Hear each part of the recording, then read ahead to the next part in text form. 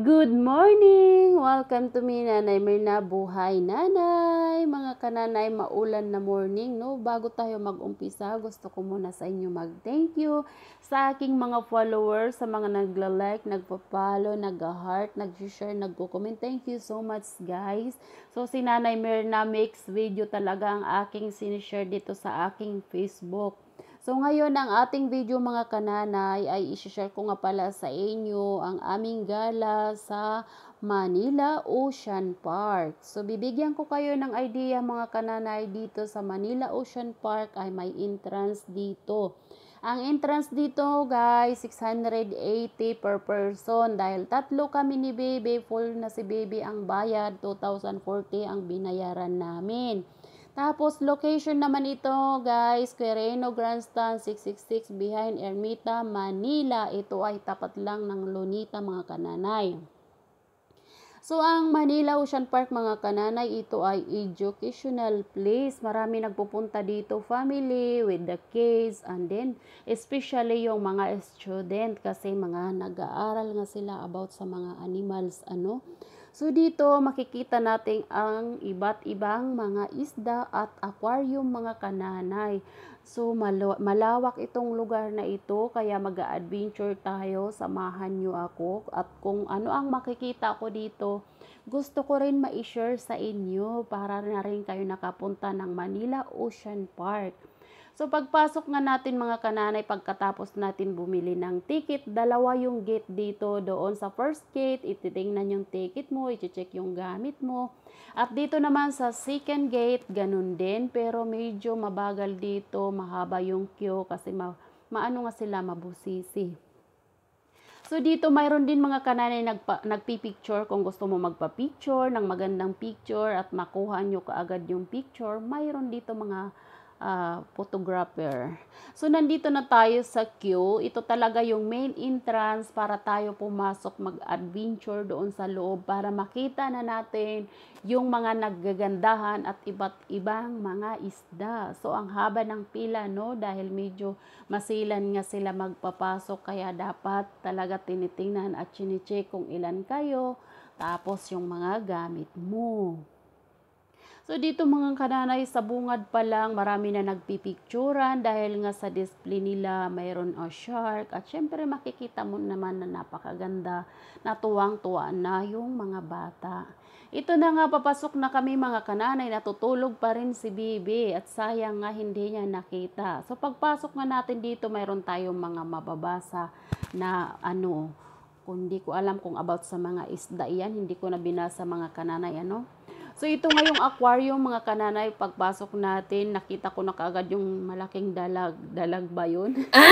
Basta yun na yan, hindi ko alam talaga ang mga pangalan ng mga isda na yan. Basta i-share ko na lang sa inyo. Napakaganda dito mag-adventure, taking picture, mag-video.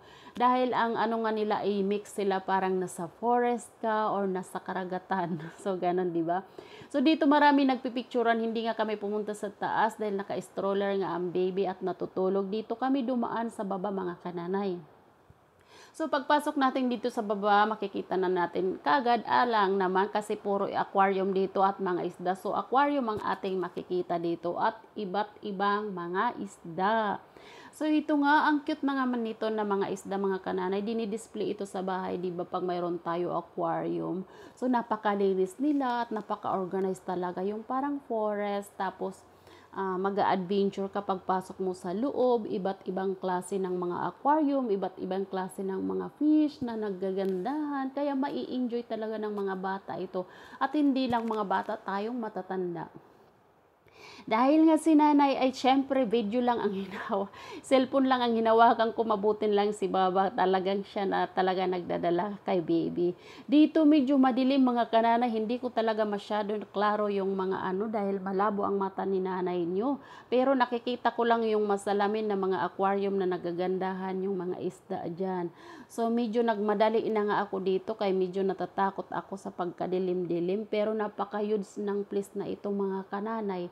Ayun nga, papasok na tayo sa medyo pinakamalaki na aquarium. Dito mapapansin natin na napakarami nagpipicture dito, at syempre napakaganda ng nilagay nila ng mga coral doon sa loob ng aquarium mga kananay, kaya Wala akong masabi, napakaganda.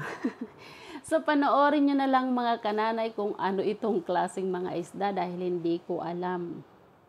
Pagpasok nga natin dito, bawat aquarium mga kananay, mayroon ka doon mababasa yung ano ng mga isda, kung anong klase yan, pero hindi ko na binasa. Dito nga mga kananay, marami nagpipicturan, ano, ayan, napakalaking aquarium, yung feeling mo, yung nandoon ka sa ilalim ng dagat. Dito nga nagkakabulbul yung tao dito dahil sa pagpapapicture. Yun, ang nanay nyo, hindi naman tayo makapagpa-picture kasi hindi mautusan ang ating baba. Si Bibi tulog pa rin, kaya binidyohan ko na lang siya sa harapan ng isda. So, dito nga nagpatuloy ang ating paglalakad mga kananay. Ngayon, nakikita rin natin ang nagagandahan mga isda. So, sa area na ito, pwede mo ilagay yung kamay mo, hawakan yung maliliit na isda, basta wag lang pipisilin. So, trinay ko nga mga kananay, mahawakan yung maliliit na isda kung ano yung feeling. Nakakakiliti. So, tuloy-tuloy pa rin mga kananay ang pagpapapicture ni nanay. Meron na dito, no? At syempre, lakad-lakad para nga ma-discover natin kung ano talagang mayroon sila. So, mag-i-enjoy ka dito, maganda pagpapicture. At syempre, hindi lang yon yung view, yung ambience, yung mga aquarium, yung mga isda. Talaga naman, solid yung binayad natin na 680. At tulog pa rin ang bata, hindi pa rin nagising dahil nga ito si baby ay pinainom namin ng gamot bago kami umalis dahil medyo masama ang pakiramdam. Ito naman mga kananay, 200 ang entrance nito. Pag mayroon nga sila dito malapad na isda, yung pagi, mayroong tao doon na nakahawak lang, ayan no, kung gusto mo hawakan magbaba dyan, pero hindi siguro kasi malansa yung tubig, ayan nakahawak lang si dyan, pwede ka magpa-picture, pwede mo hawakan yung malaking isda na iyon. Ay syempre nakakatuwa talaga maka-experience ng ganyan. So ako hindi na ako naghawak-hawak, nag-video na lang ako basta nakita ko yun na yun. Pumasok na nga kami dito mga kananay. Ito na naman ang parang museum dito. Mababasa mo yung maraming about sa penguin. Papasok na nga tayo sa loob doon sa may penguin. Dahil dito, pagpasok natin sa loob, parang may snow at saka malamig mga kananay.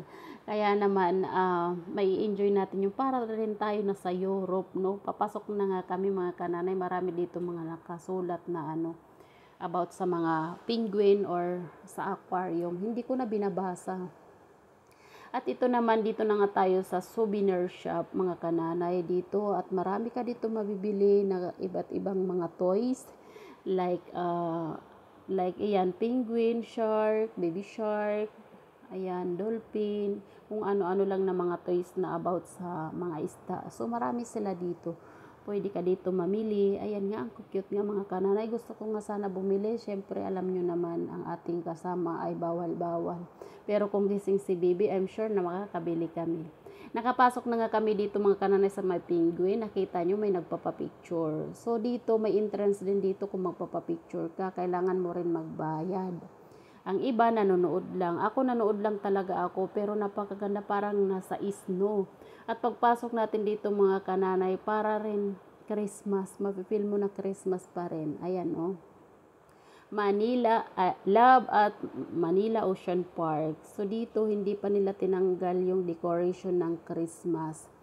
So, palabas na nga tayo mga kananay, medyo nagugutom na tayo at dito na pumunta tayo sa restaurant. At ito nga ang in-order ko, yung ginger juice dahil nga ay Makati ang lalamunan ko. At dito, one to sawa na seafoods dahil itong restaurant na ito ay seafoods restaurant. Yung in-order nga namin hipon at saka malaking isda. So, kakain na tayo mga kananay at syempre pagkatapos dito, uuwi na tayo dahil kinabukasan nga yun na ang uwi natin papunta sa Samar. So, thank you so much for watching mga kananay. Ito lang ang sinishare ko sa inyo, mga mixed video talaga kung ano ang aking na-experience. Maraming salamat. Thank you. Bye!